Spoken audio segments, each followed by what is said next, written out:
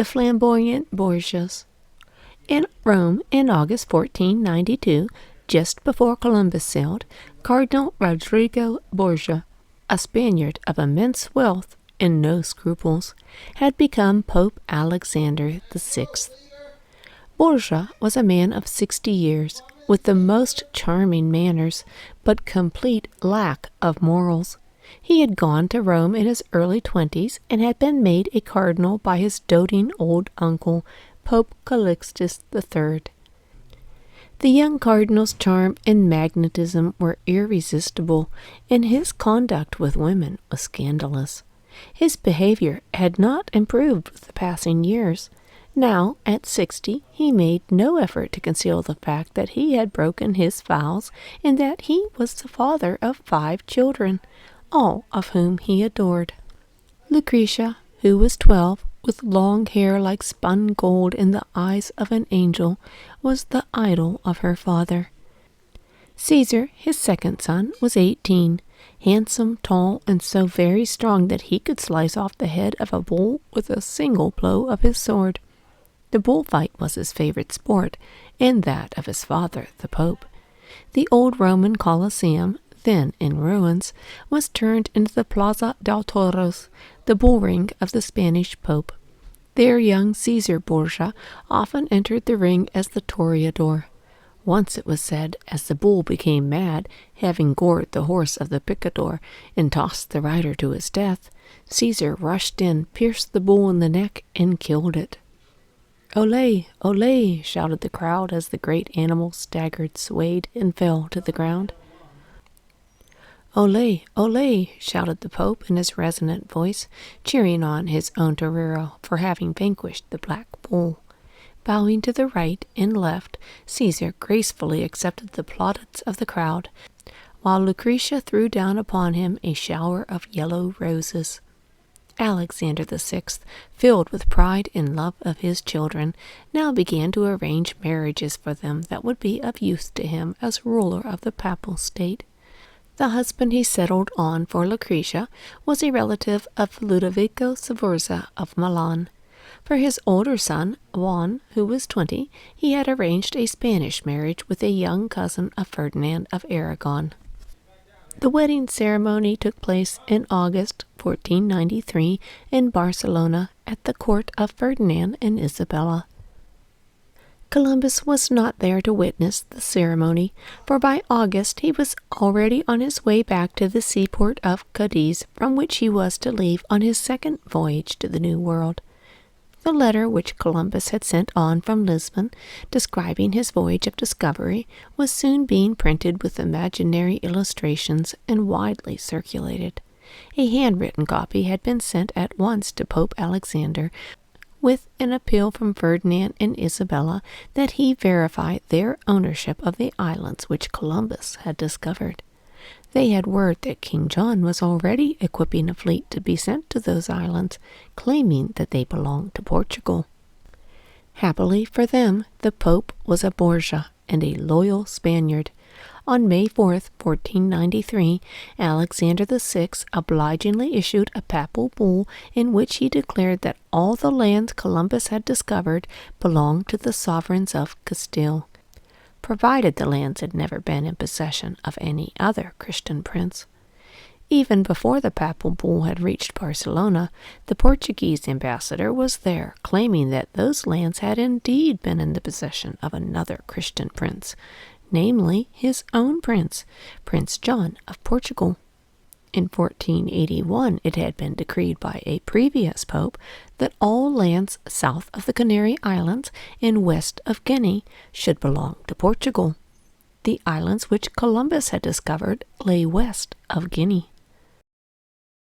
West, yes, the Spaniards agreed, but too far west. Here was a map, they pointed out, on which a line had been drawn running north and south. The Pope had decreed that all land west of that line should belong to Spain. West of Guinea meant west of Guinea, no matter how far west, argued the Portuguese. And something even more unfair to the Portuguese was written into that decree by the Spanish Pope. The eastern route to India down around the coast of Africa, which Portuguese explorers had been working 40 years to discover, and which Pope Nicholas had granted to Prince Henry the Navigator, had now been laid open to Spain. King John II, naturally indignant, sent a sharp protest to the Pope, and also protested to Ferdinand and Isabella. Neither country wanted war, so they eventually insensibly worked out a compromise. The north-south dividing line was moved 270 leagues farther west. All discoveries made east of the line, even in Spanish ships, were to belong to Portugal. All west, even though made in Portuguese ships, were to belong to Spain. And so, having divided the world between them, Portugal and Spain were about to reach and tap untold riches in the ancient East and the unknown West. Europe was on the very threshold of a new age, but no one seemed to see it. People in general had no hope for the future. The whole structure of society seemed to be falling apart. The Church, which had united Christendom for 1,000 years, had grown worldly and corrupt. The Eastern Empire had fallen to the Turks. The end of the world could not be far away. Before many years would come the rising of the dead and the awful day of judgment.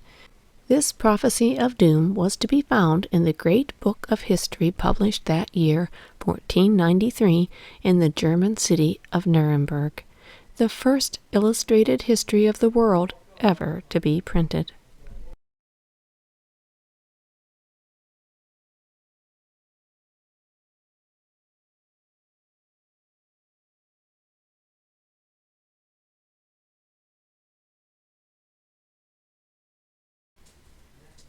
The Nuremberg Chronicle. The Nuremberg Chronicle was a huge book with pages over 18 inches long and 12 inches wide, of which there were 327. It weighed 14 pounds. The author, Dr. Hartmann Schettel, described it as a book of chronicles from the creation of the world even unto the troubles of our own time. For novelty, it rivaled the Earth Apple of his friend Martin Beheim, made the year before. The good reader was told in the introduction that the great good fortune of the ages had dawned on us today. Nothing like this has hitherto appeared to increase and heighten the delight of men of learning and everyone who has any education at all. The new book of Chronicles, with its pictures of famous men and cities, has just been printed at the expense of generous citizens of Nuremberg. Do not let this book escape you. Two well-known artists made the illustrations, which were then turned by skilled artisans into woodcuts for printing. Printer and publisher of this gigantic book, which had 1,800 woodcuts, was Anton Koperger, owner of what was then the largest printing plant in the world. Upon opening this chronicle, the good reader found the history of the world to be divided into 7 parts, beginning with the creation and ending with the last judgment. Part 6, from the birth of Jesus to the end of the world, took up 162 pages, over half of the book. To this, the author explained that he had added a few blank pages, enough for whatever few events might take place between this year, 1493, and the end of the world. And so, he says in conclusion, we now have journeyed to the goal of our own time, for this is the 53rd year of the reign of the most glorious Emperor Frederick III, and the 7th of his illustrious son King Maximilian, and the 1st of the pontificate of Pope Alexander VI. Albrecht Dürer of Nuremberg, the great German artist of the Renaissance, was 22 and traveling abroad for study when the chronicle was published. Anton Koperger, the printer, had been godfather of the christening of Albrecht, the son of his good friend and neighbor, the goldsmith. As soon as the boy was old enough, he had been apprenticed by his father to the artist Michael Wolgemuth, one of the illustrators of this book. Young Albrecht, like young Leonardo da Vinci, soon outstripped his teacher.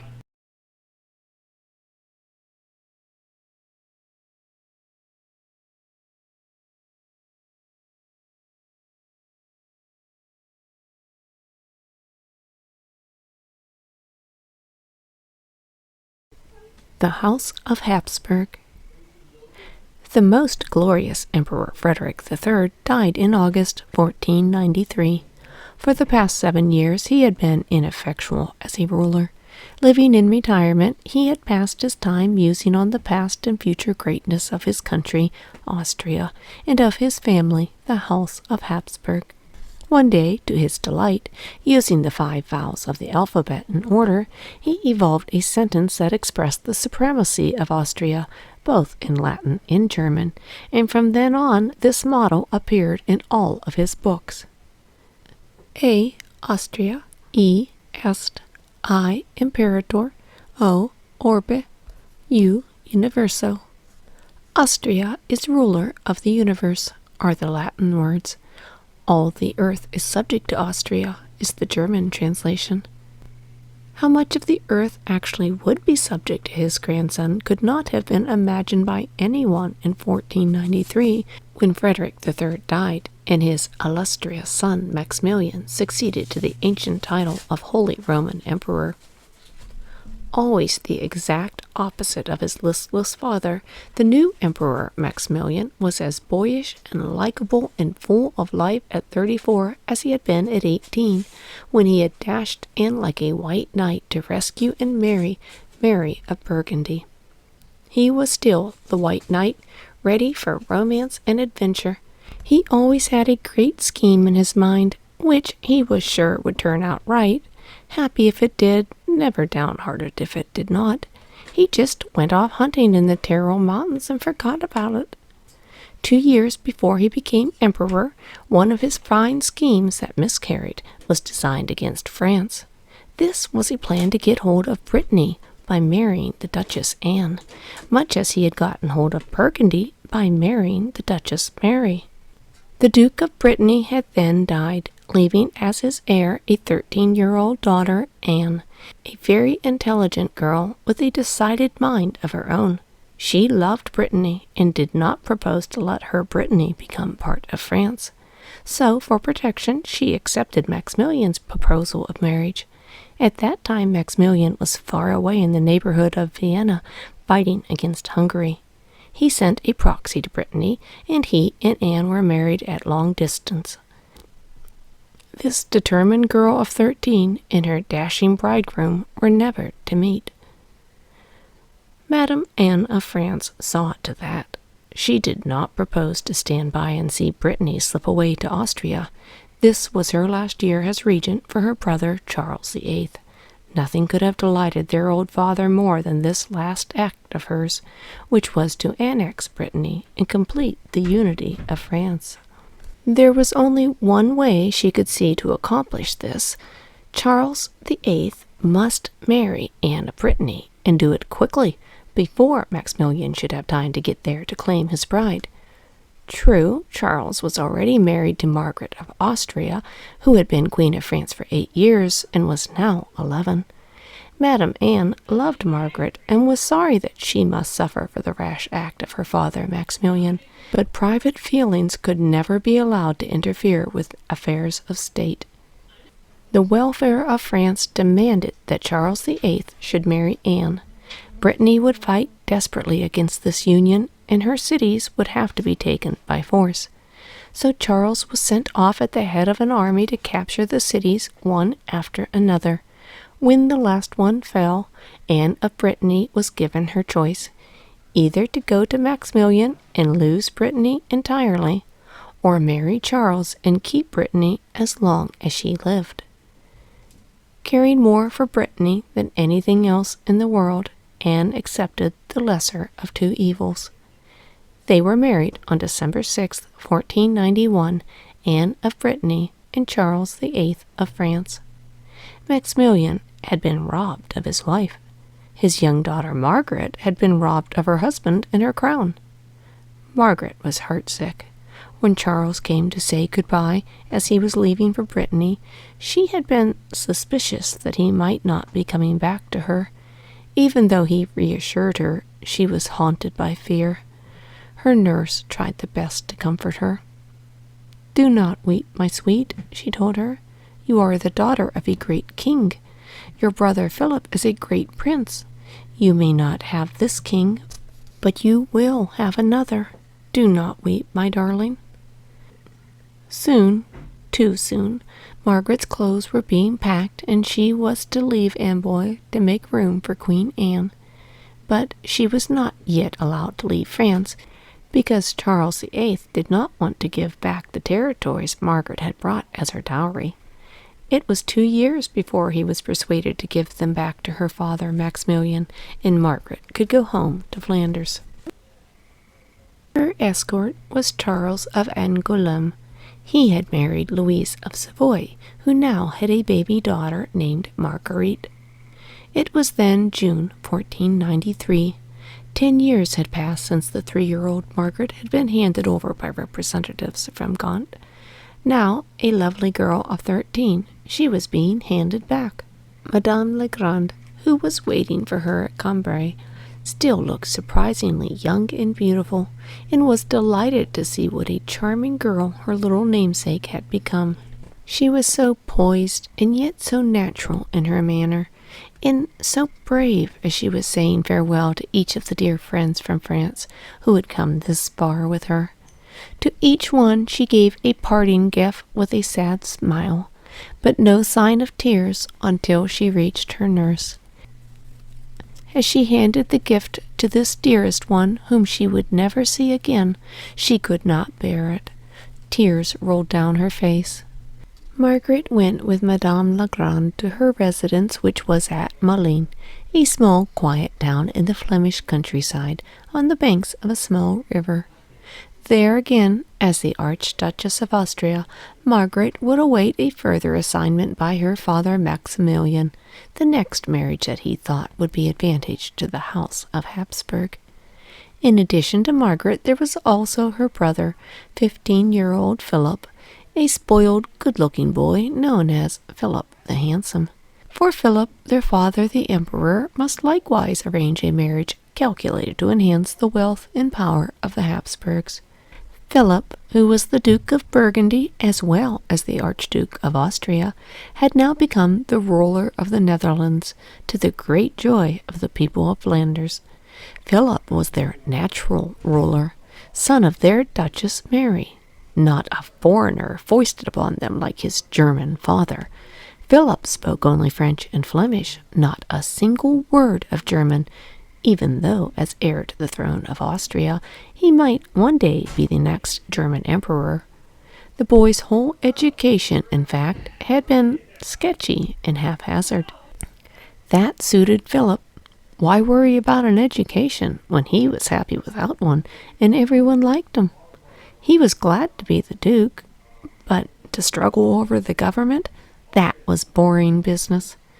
To hunt, to wrestle, to joust, to sing, to dine late and dance till dawn with all the prettiest girls at court, those were the pleasures that filled the life of this active, lazy-minded, good-looking, selfish Philip of Hapsburg.